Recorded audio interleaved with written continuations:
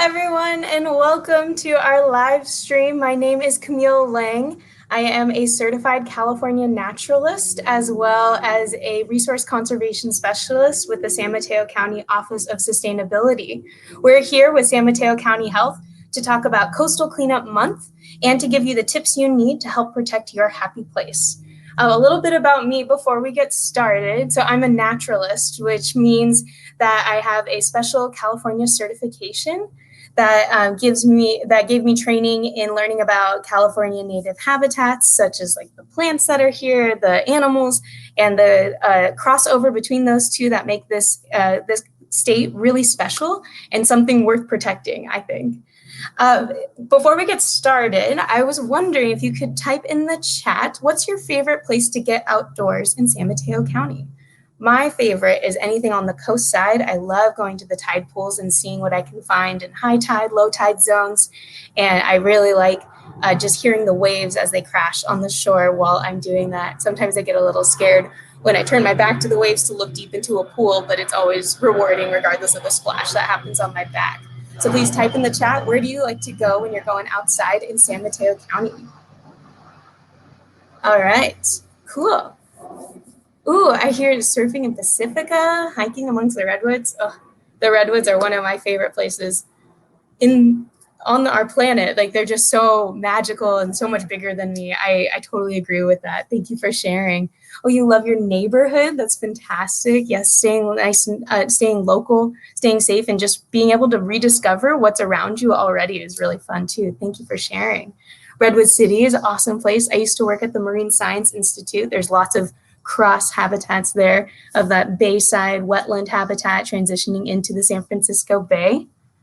Awesome. Thank you all for sharing. I really appreciate that. Oh, Filoli Gardens, also a gorgeous place to enjoy a nice sunny afternoon like we are here today. Great. Well, I think it's time for us to get started. So again, thank you for joining. My name is Kamille Lang. I'm a certified California naturalist as well as a resource conservation specialist with the San Mateo County Office of Sustainability. We're here with San Mateo County Health to give you the tips you need to help protect your happy place with Coastal Cleanup Day that's actually happening all month. So let's go into it. It all started way back when in 1984, actually not in California, but in Oregon. There was an individual named Julie Nielsen who was seeing so much plastic debris end up on her coast in Oregon that she decided to do something about it. She rallied as many people as she could together for an event she called the Plague of Plastics. That happened one day in September in 1984, and we watched down here on our coastside and we were like, wow, Judy, that's amazing. You're doing such great work. Look at all the people you got working together on one day. Let's try to do it here as well. And then the next year in 1985, we adapted that here for it to be happening in California, and it's been going on ever since. So this year, if you did the math, 1985, we're celebrating the 35th year of coastal cleanup happening in California, and it's now a global phenomenon that's happening. And this year, we're actually making it happen all month long. So I actually have 6 steps for you that are just some helpful tips for you to get started with coastal cleanup. Let me pull up those slides. So the first step is that you need to pick a Saturday, or you can dedicate all 4 Saturdays in September to a coastal cleanup event. You can participate in other days of the week, but the Saturdays are when the coastal cleanup event is happening, and you can register with a site captain. And that's actually step 2. Once you've picked a Saturday, you're going to select a team in the city that you live in and RSVP with a virtual site captain. That virtual site captain will be your point person to hold you accountable and make sure that you have all the supplies, the physical supplies you're going to need for the event. So let's go into supplies. Step 3 is our supplies. You're going to try to prepare your own bags and buckets as best as you can. I actually have some supplies here that I'll show you as examples. So I have a reusable bag to put my recyclables in. I have a bucket to hold all my trash. And then I've chosen to use one glove as my trash picker upper instead of a trash grabber, but you know what that looks like, that claw. And then you're also going to need some sunscreen to keep yourself protected with these beautiful sunny days we've been having. All right, let's go into step 4. Let me pull that one up real quick. Great. Step 4 and 5 are actually a combination for this because you're going to need your phone for this one. So grab your phone and download the app called Clean Swell. This app is available in the Apple Store or in Google Play, and this will actually help you track how much trash you're collecting every time you go out and do this event. When you are done collecting that trash, you're going to report your litter collection in the app, and that will actually contribute to a global database of trash knowledge that we'll all gain together this month, which is really cool.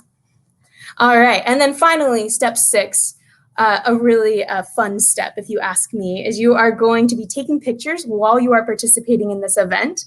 Make sure to tag SMC Health when you upload those photos to Facebook or Twitter, and you'll be entered to win a prize. That prize is a $50 Visa gift card that we will announce the winners of the Tuesday after the Saturday event, and we'll direct message you if you win that prize, which is really cool. All right, great.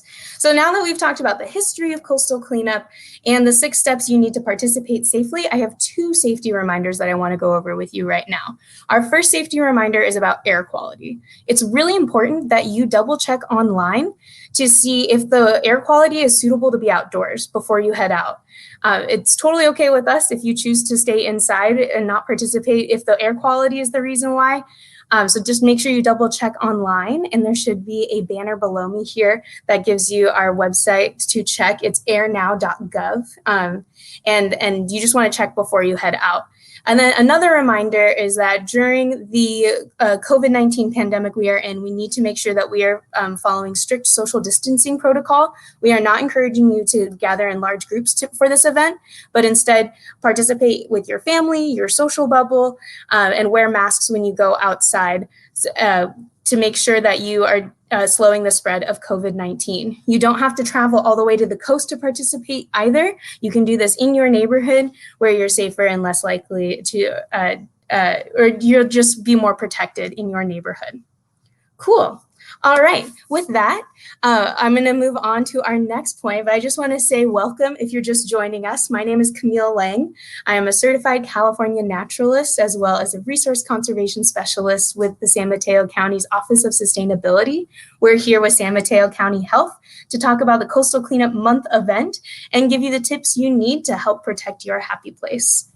So I want to just introduce a special guest that we have coming in right now. And his name is Chris Lofter. He's one of my coworkers at the Office of Sustainability. And he's going to help us answer the question of why do we even want to pick up trash in our communities? I think this is really interesting. And we have a waste reduction specialist actually joining us to help answer those questions. Chris, are you there? Yes, I am. Let's talk some trash. Thank you, Kamille, so much for the introduction. I'm Chris Lofter. I'm a resource conservation specialist with San Mateo County's Office of Sustainability. And today we're here with the San Mateo County Health Department to discuss Coastal Cleanup Day and how you can get involved so you can protect your happy place.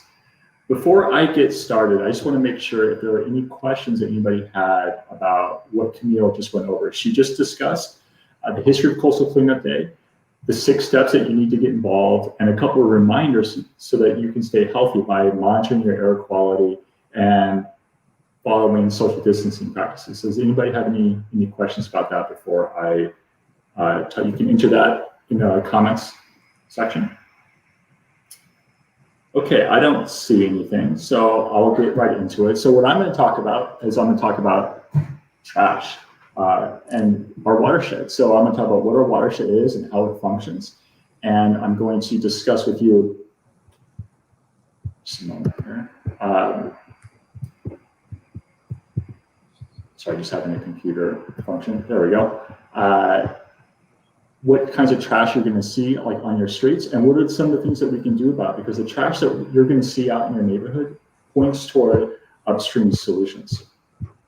Okay, so let's start with, before I get going, I do want to take a moment to offer some gratitude for those of you who are joining us today. You know, these are difficult times. There's a lot going on in the world, and we recognize that taking time out of your day to attend our event, not only this afternoon, but but all month long is a challenge, and we appreciate that. No matter who we are or what we do for a living, our passion for a cleaner, more sustainable environment is what brings us together in times like this. And it's certainly what got me started in my career.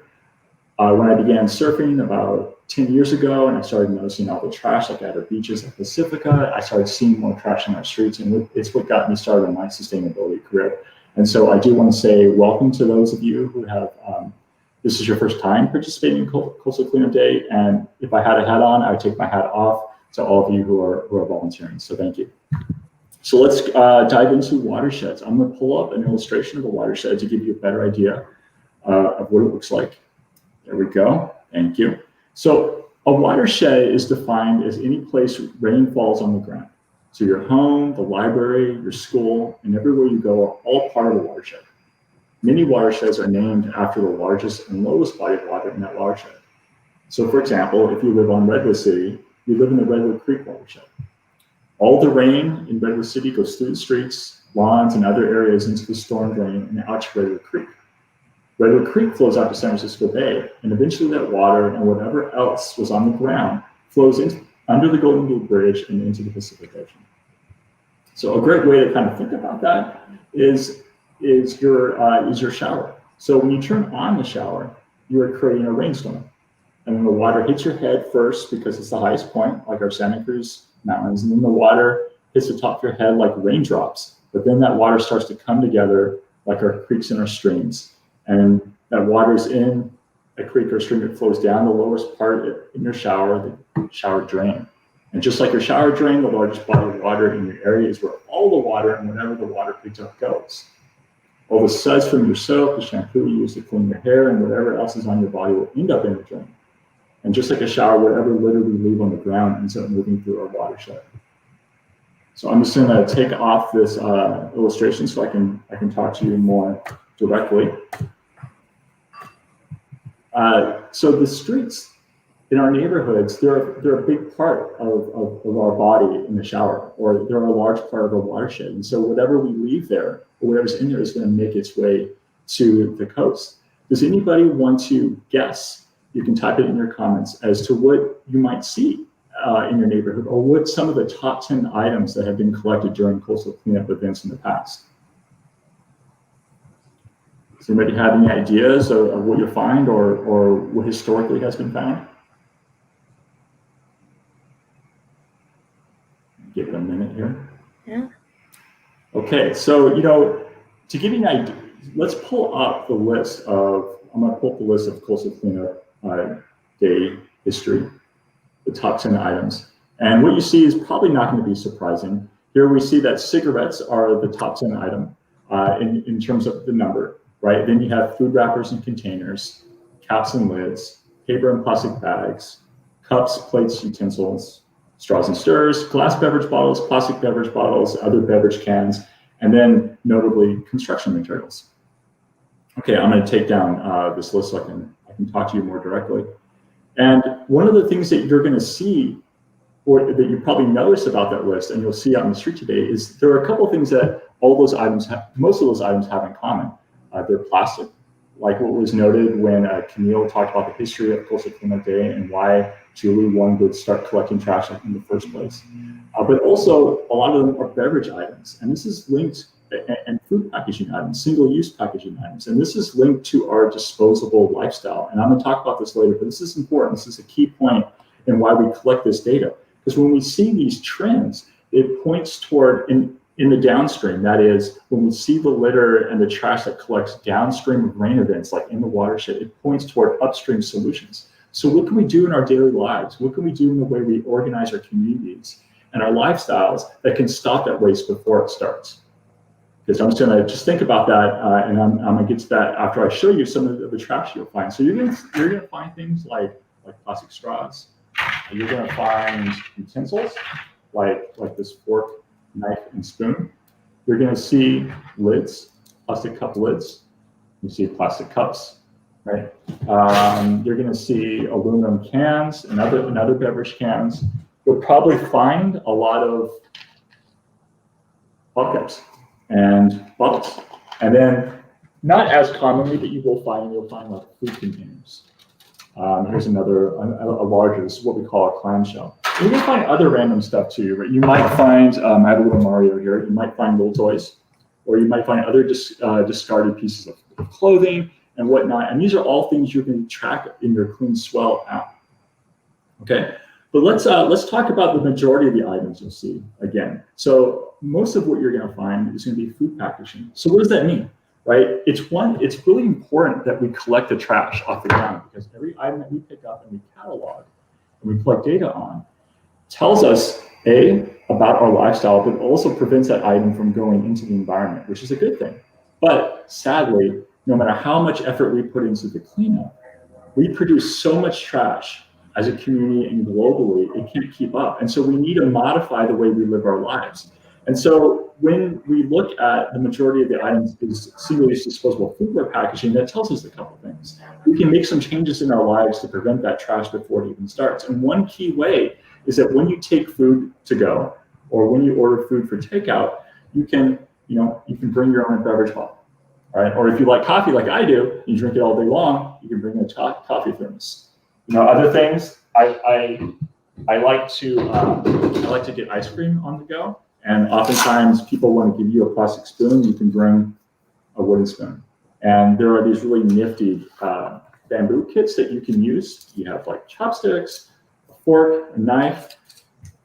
And when you take food, if you go to a restaurant and you don't finish your food and you just take it to go, or you want to take food for takeout, there are restaurants that will put your food in. This is just a cheap Tupperware item, but you get the idea. You can bring your own container for that as well.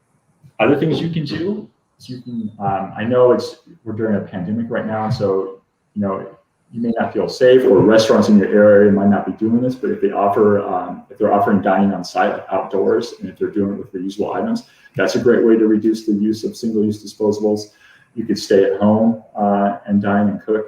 These are all things that we can do. Something else you can do is you can ask about policies in your area. So San Mateo County has taken on a leadership role to ensure that we use less single-use disposable items like in our county. And the county passed the San Mateo County Disposable Food Serviceware Ordinance, which says two general things. One, that accessory items like those utensils I showed you in the straw, they can only be available upon request. So I'm sure you've had the experience, I know I've had the experience of ordering food and then getting trash I didn't order, right? Someone automatically gives me a straw or a fork or a knife or a condiment package that I didn't ask for. Now it's my responsibility to manage properly, right? These are all things that in the aggregate contribute to the kinds of pollution we see in our streets. It also says that larger single-use items like the clamshell I showed you must either be fiber compostable, or if no fiber compostable item is available, at least a BPI certified item. And that goes for the straws, utensils, and everything as well.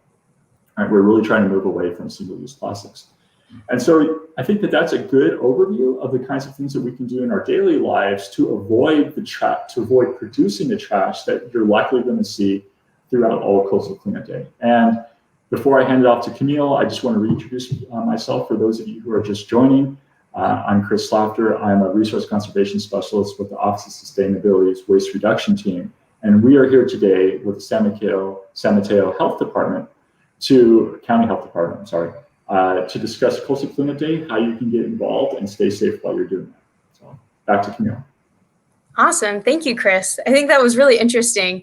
I think a lot of people sound like maybe they thought a watershed was just an area that holds water, but now we know any place on the ground is part of a watershed. If rain can land there and will move on the ground, it's a part of the watershed. So any of those single-use plastic items that you were showing us that stay on the ground will actually become a part of our watershed, go into the sewers, and like Chris said, it goes into our local creeks, ends up in San Francisco Bay, goes underneath the Golden Gate Bridge, and ends up in the ocean, just adding to a larger pollution problem that we need to stop upstream, right?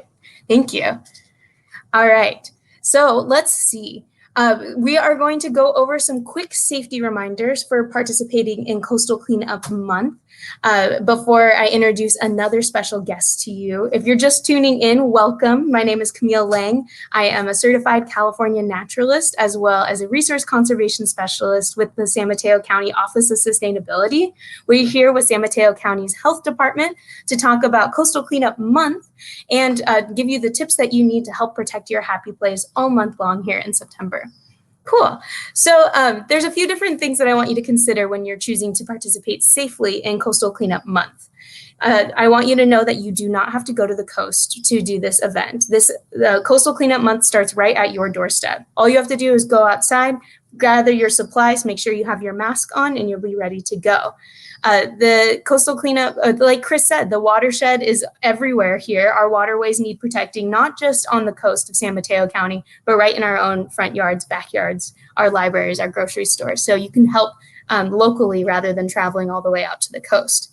Please make sure that you are following social distancing guidelines if you choose to go out of your house to participate in this activity. It's really important that you aren't doing large gatherings right now, and that if you leave your house, you are wearing a mask and interacting with people that are in your social bubble, or social distancing from others that are outside of that bubble that you've created during this time. Also, make sure that you are checking the air quality in your area before you leave your house. We've had a series of fires, and it's just really important that you make sure you're making a safe decision about the air quality before you head out. So with that, make sure that you are using the correct supplies as well. And those supplies are, I'll show you a couple here. Let me grab some. So I have a reusable bag that I'm going to use for all of my recycled materials that I find. I have a bucket here for the items that I think belong in the trash or landfill bin. I have a glove to help pick up the trash so I don't have to touch it. And then I have my mask with me as well, so that way I'm prepared and protected when I go outside. All right, so make sure that when you are choosing to participate in this event all month long, that you are choosing safety here. You can check air quality online before you head out. Make sure you bring your mask and socially distance when you participate. And this cleanup event starts at your front door. You don't have to go out to the coast to attend. So with that, I think I would like for us to type in the chat while we're getting ready for our next presenter. What do you think we are going to collect more so this year as opposed to coastal cleanup events in the past? I saw Catherine Pacino had a really great guess for us. Catherine actually shared that she thought we are going to pick up a lot more masks this year on the ground, and I've seen a lot of disposable masks on the ground. When you're picking those up, make sure you are wearing a glove to interact with those. And if you find anything else on the ground that might be too big or not safe, make sure that you're asking an adult before you pick that up if you're a child, or just leaving that. You can actually take a picture in the Clean Swell app to document where it is. And let another person that is better equipped to pick it up. But I agree with Catherine. I think we're going to be seeing a lot of disposable masks and other hygiene products this year, just because of the state of things that we're in. So make sure that you are picking up those items safely before you pick it up. All right, great. So I would like to invite a youth climate ambassador from the Office of Sustainability to join me now. Anahita Asudani is joining us from the Crystal Springs area. She is a rising sophomore at Nueva School and has a really awesome community impact project that I'd like for her to share with you all as it pertains to our Coastal Cleanup Month. Thanks again for joining us, Anahita. Are you there? Hi. Yeah, hi. Thanks for having me here. So I'm Anahita, and I am a sophomore at the Nueva School. I'm passionate about environmentalism, obviously. I also like to read and write in my spare time. So I'm here as part of the Youth Climate Ambassadors program. So Youth Climate Ambassadors, or YCA, is a program for high schoolers that aims to equip teenagers with the knowledge that they need to fight the climate crisis. So for the first half of the year, we were learning about different aspects of the climate crisis through a series of workshops. And now in the second half of the year, we're creating our own community-based impact projects at our schools or in our communities to drive like solutions to mitigate the climate crisis locally. So that brings me to my project, which is called Backyard Trash Bash. So that's a spin on like a creek cleanup designed to help clean up local waterways. So from September 21st to October 25th, you clean up trash around your neighborhood, especially near water if possible. And then you submit a form recording how much trash you picked up. So half a bag of trash equals 1 raffle ticket. And then raffle prizes are all like eco-friendly or eco-friendly themed. So they include a bamboo cutlery set, a book on how to go zero waste, and some other super cool things. I've learned a lot researching this project and setting it up. So I live really close to a number of water sources. Like there's a lot of creeks in San Mateo County. I live pretty close to Crystal Springs Reservoir. So water sustainability is a very important issue to me, which is why I decided to focus on water specifically in my project Backyard Trash Bash. And then while planning this project, I learned a lot about effectively communicating what the impacts of climate change are so that people can really understand them better. And like the climate crisis can often seem like some far off thing, but one of the things I was researching was the local impacts, not just in California, but specifically in San Mateo County as well, which was shocking.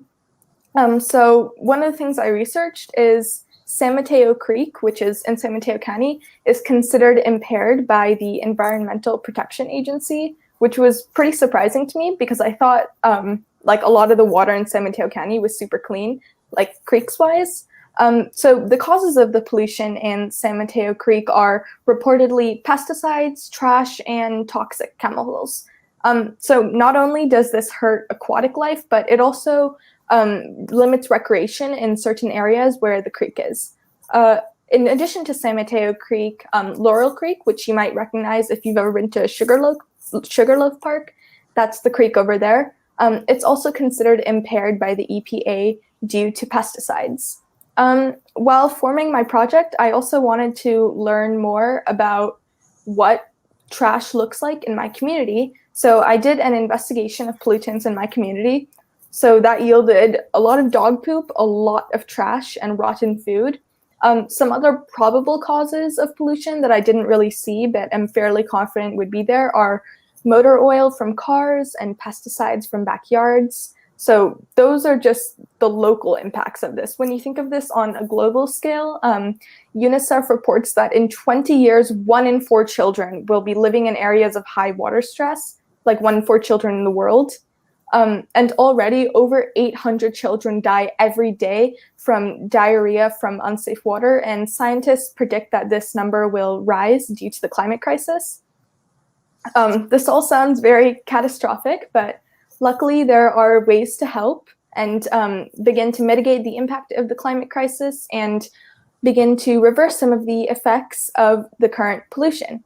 So water conservation is extremely helpful, which can be done by using water-efficient devices like smart shower heads or sinks, drip irrigation, taking shorter showers, and more.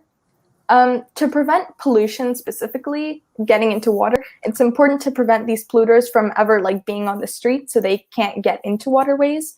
So you can pick up trash and dog poop in your neighborhood and avoid using toxic chemicals and pesticides to treat plants in your backyards. Which brings me back to my community impact project. A way to pick up trash and turn it into a really fun event is through Backyard Trash Bash. The link should be on the live where you can find more information, and you can also submit your raffle ticket there. Cleaning up your neighborhood is always a great way to help the environment, and I found it's a lot more fun when you do it with friends and family. So if you have a friend or a family member you want to bring with you, that can just make it a really fun activity to do with people. It's crazy. I've always found it insane how just a single person, by picking up that piece of trash you see on the street, you can make a tangible impact on the environment. So you can check out the whole collection of prizes and stuff on the website. And yeah, also other recommended resources for cleaning up a local creek and more. Awesome. Thank you so much for sharing that, Anahita. I think it's always really interesting to hear what others are doing to get involved. So the link to Anahita's event is on our banner here. We also have a question for you from a Twitter user, Anahita. Would you mind answering it? Yeah. So Cool. the question is how other students can do things. I think the best thing to do first is learn more about it, because I think I was passionate about the environment before I started doing YCA, and I knew a lot of statistics and stuff about what it's like in the world in general. But I think pinpointing what local, and by local I mean like in San Mateo County or in my neighborhood, really helped to like assess the situation, figure out what can I do about this. Similarly, if it's something like at school, then you can like figure out what's going on with your school, what could be better for your school in terms of water sustainability. Yeah, and then also another big thing is communicating with people who could help you. So at your school, communicate with faculty and staff and the administration. At home, do it with a friend. It's always a lot more fun that way. Yeah, I totally agree. I think definitely a first step would be to think about the things that matter most to you and the things that you don't want to see change in your lifetime, right? Just like you were saying, like water quality is an issue that we need to start facing right now, and it's something that's happening locally. So that's my tip for people that want to get started. And your school system is such a great place to start with those ideas. I think it's also great that Anahita brought up that we need to reach out to our administration and start talking to them about what we need to change and how we can do that together. Thank you. All right. Yeah, thank you so much, Anahita. So if you would like to stay connected with Anahita and see how her project is progressing, please follow the Office of Sustainability's Instagram or Twitter page. That's at SMC Sustain, and we'll have her flyer there as well as information about when that event is happening. So stay tuned for that. Connect with the Office of Sustainability on Facebook if you'd like to hear more from Anahita and more projects like hers that are happening in the fall. Thank you so much, Anahita. We appreciate you joining. Yeah. So I would just like to take a moment here that if you have any questions about California Naturalist stuff, if you want to know about Coastal Cleanup Month, you want to know how to do it safely, or if you have questions for Anahita or Chris that were presenting earlier, please feel free to type those in the chat and we'll actually be able to answer those questions live. So great. Just if you're just now tuning in, my name is Kamille Lang. I am a California certified naturalist, as well as a resource conservation specialist with the San Mateo County's Office of Sustainability. We are here with San Mateo County Health to talk about Coastal Cleanup Month and the tips that you need to help protect your happy place. So in the past, California Coastal Cleanup Day was something that was going on where it was just one day a year where everyone decided at the end of September we were going to go out and collect trash together. But this year we're actually expanding it to be a month-long event that you can participate in safely at your house instead of going all the way out to the coast. So I just want to make sure that everyone knows that this event is happening all month long, and it's for you to participate with your social bubble or the people you feel safest with in your neighborhood. All right, great. So I think I'm getting a few questions from Twitter users. And while those come in, I just want to also mention that a crucial part of picking up trash in September is that it's right before the rain starts coming in. Usually we start seeing really big rainstorms starting in October and moving into the winter months. But if we pick up trash that's landed on the ground all summer long in September, then we're making this huge impact on pollution prevention in our area. So that's why Coastal Cleanup Month has historically been at the end of September, but this year we're celebrating it all month. So if you have more, if you want more information about Coastal Cleanup Month, you can see our website here. You can visit smchealth.org/ccd. And there's a brief video that goes over exactly what you need to get set up before Coastal Cleanup Month starts this Saturday. All right, cool. So I just want to quickly go over some really awesome resources that the Office of Sustainability has if you are looking to get more involved and have a little bit more education on these kinds of ideas. So I have a few slides here that I'd like to go over with you. So we have, if you are interested in saving money and reducing your carbon footprint at home, you can check out home energy and water saving toolkits from your local library with BayREN, which is the Bay Area Regional Energy Network. And then we also offer classes for adults through Sustainability Academy. If you're not in school anymore, but you still want to learn about sustainability and you're interested in like doing a one-day workshop or like weeks-long classes that are about sustainability or composting specifically, you can check out Sustainability Academy, and that program just offers all kinds of resources to continuing this learning process, as well as cultivating a volunteer base so that you can get involved with other people in your community that also care about these things. If you are teaching at home and would like some educational resources, the Office of Sustainability offers 2 different programs for that. Let me pull up my next slide here. Awesome. So if you are a teacher looking to teach zero waste curriculum in a virtual classroom, the Office of Sustainability has you covered. We have links to resources on our website at smcsustainability.org/waste reduction that offer K through 12 curriculum that talks about zero waste, not just composting, not just reusing old t-shirts, but everything in between to make sure that you can teach students how to live that lifestyle and hopefully inspire ideas like the one Anahita had just from having that be normal and something that is educated when they're younger. There's also another program I wanted to highlight here called the Sea Level Rise. It's Youth Exploring Sea Level Rise Science curriculum program, and that is for high school students. So if you know a high school teacher in San Mateo County that wants some virtual curriculum, send them to the Sea Level Rise Science page. That is all about teaching students how to actually see sea level rise in San Mateo County and what we can do to be protected, and do projects right now that help us be more knowledgeable and reassess our resources so that way we can stay connected. Awesome, great. My mom is tuning in right now, and she just said she's going to sign up for Sustainability Academy. Thanks, Mom. I appreciate it. I have one more avenue of resources that I want to highlight for you with the within the Office of Sustainability on my next slide here. So if you are at home right now and you want to figure out how to reduce your waste at home because you're seeing a lot of trash all of a sudden, we have composting resources online that give you exactly what you need to know to set up a compost bin at home, and information on what items we suggest you buy to have a worm bin or a backyard big bin for composting. We also have a community garden partnership program that we'd love to see more people get involved with. This community garden partnership is you writing up a proposal saying that I would like to see a garden in this park near my house. I want a garden at my students' elementary school, because those are ways that we can reduce waste by composting and using that soil again, but also educating about what it looks like when things grow from nothing, it looks like. So yeah, those are some really great resources that the San Mateo County Office of Sustainability has available for you. And there's so much more online. I highly recommend you check out their website.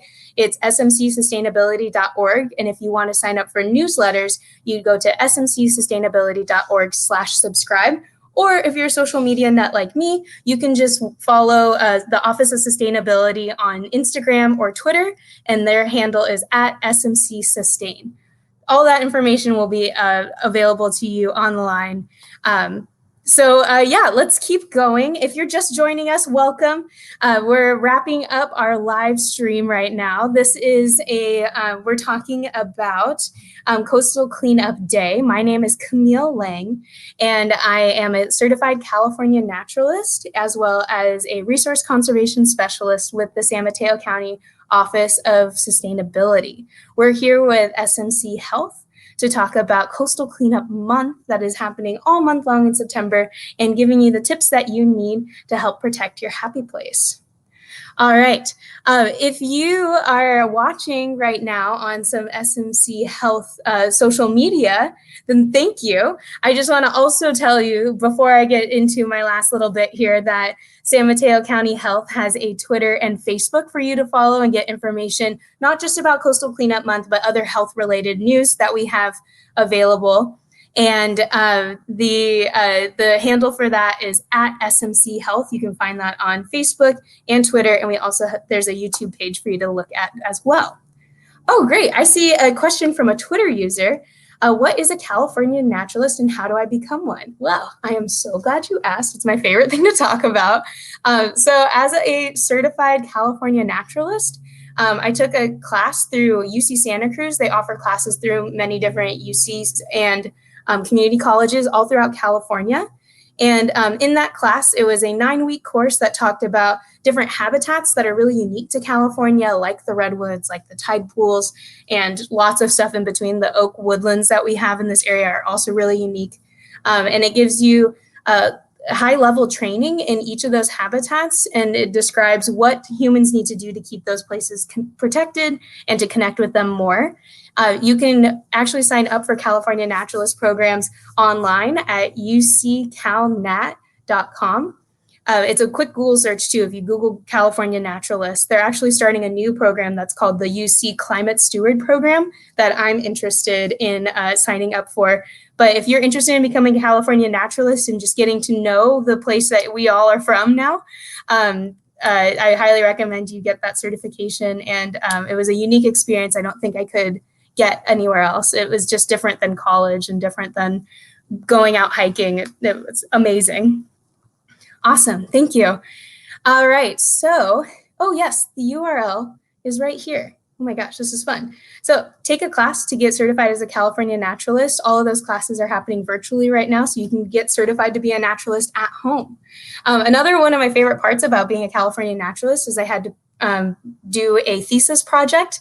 And once I gained all the information I had gotten out of that program, I decided to take action at a local preschool program I was involved in downtown San Jose to teach students under 5 that don't speak English as their first language about natural phenomena. And just really, I wrote a lot of tactile curriculum that was trying to get students to feel, see, touch, and experience the natural world in a safe setting that that was more structured than just being like, go outside, have fun with your parents. So that program really pushes you to apply the knowledge that you got out of the California Naturalist program and do something with it that matters in your community.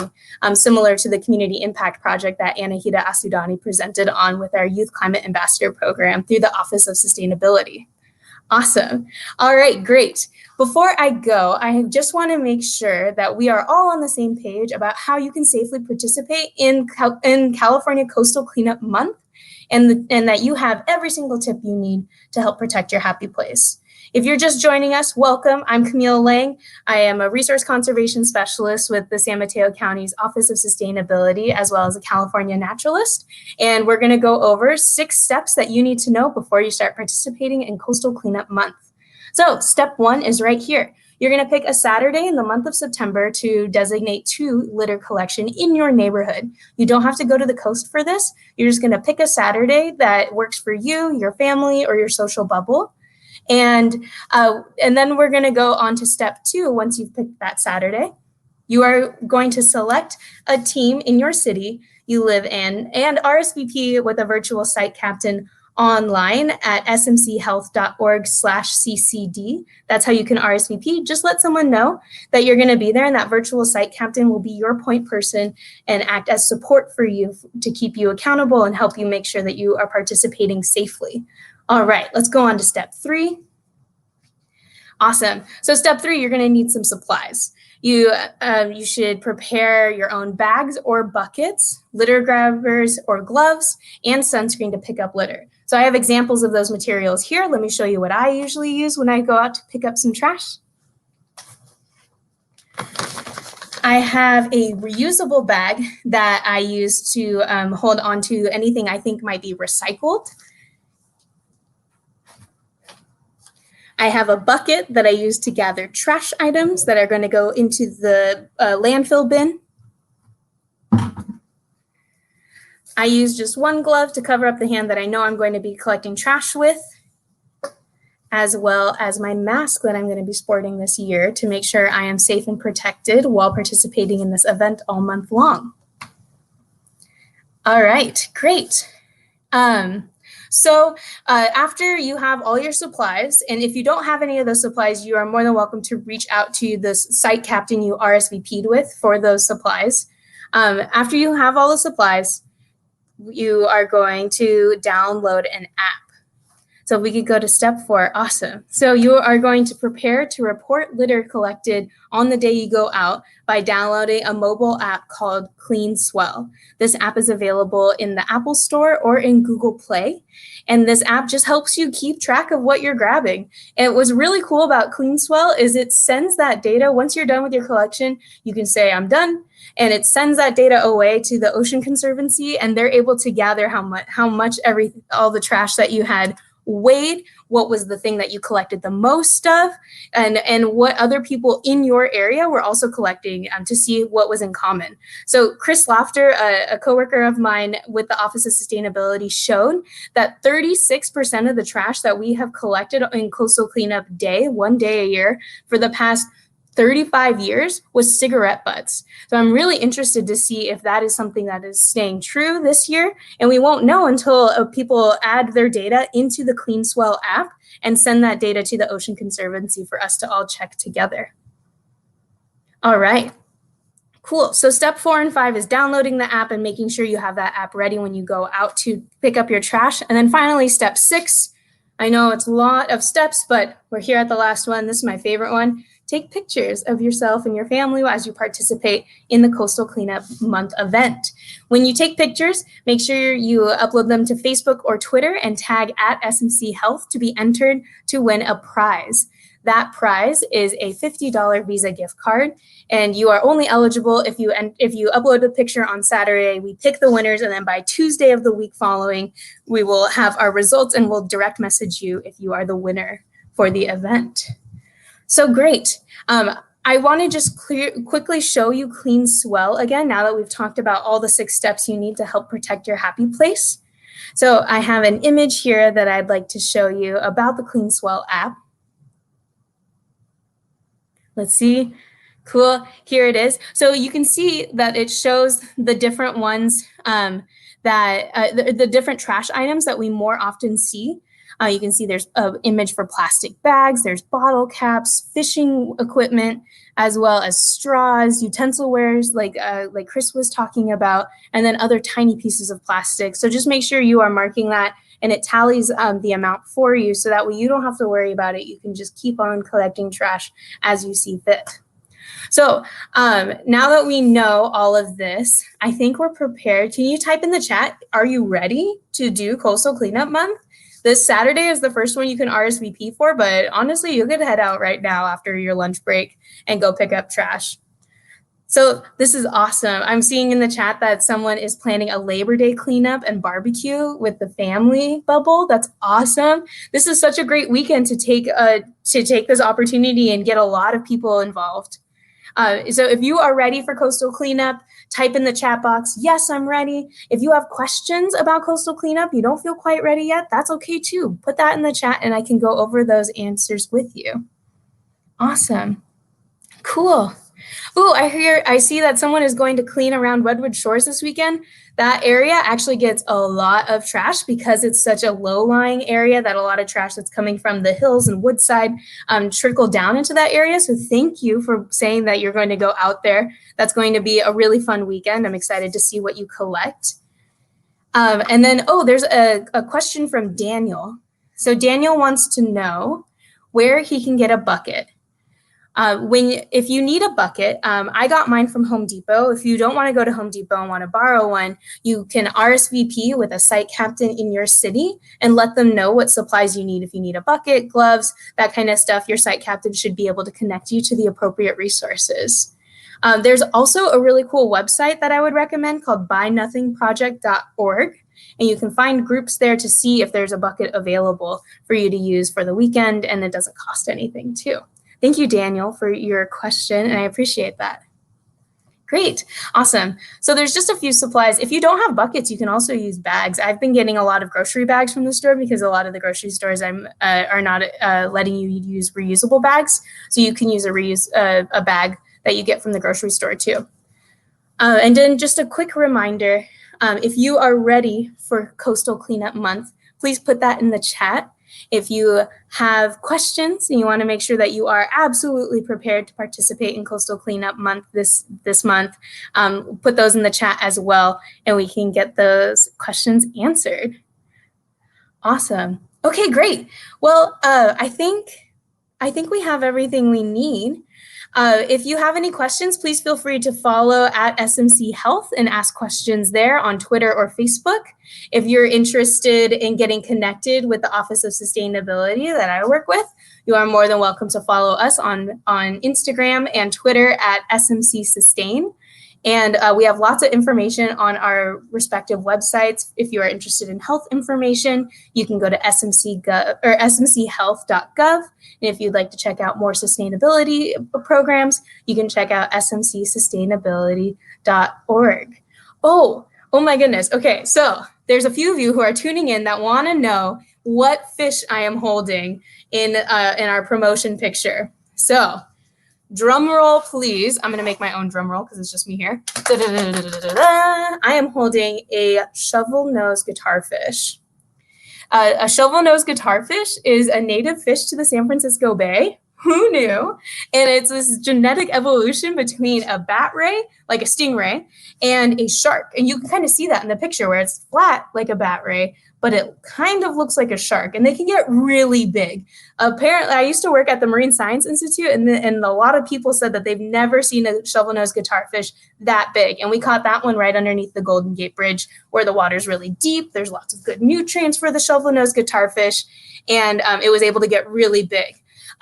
This is a female shovel-nosed guitarfish, and we can tell if you look underneath, but female shovel-nosed guitarfish can get to be about 6 feet, which is almost as big as the one that I have here. This shovel-nose is about as tall as me. I'm 5'5", and this fish was huge. She was so sweet, so docile. Let us hold her, and then we put her right back in the bay the second this picture was done getting taken. What's really cool about shovel-nosed guitarfish, one of my favorite things to talk about, you can see these little like bubbles exploding from the shovel-nosed guitarfish's face, and they actually have something called spiracles, and that's a way for them to get oxygen into their body without actually moving. So I think a lot of people know that sharks have to keep swimming. Most sharks have to swim to keep blood pumping through their body and keep like air flowing through their gills. But shovel-nosed guitarfish have a really cool adaptation where they don't need to move at all because those spiracles are doing all that pumping, kind of like our heart pumps for us. They're pumping water and keeping things circulating through their spiracles so they can stay really nice and flat at the bottom of San Francisco Bay and wait for a nice, tasty bite to wiggle in the sand. Shovel-nosed guitarfish love to eat shrimp and like little things that live in the sand, worms and stuff, and they'll wait to feel some movement and then shovel their little nose into the mud and grab something to eat. So I'm so glad y'all asked.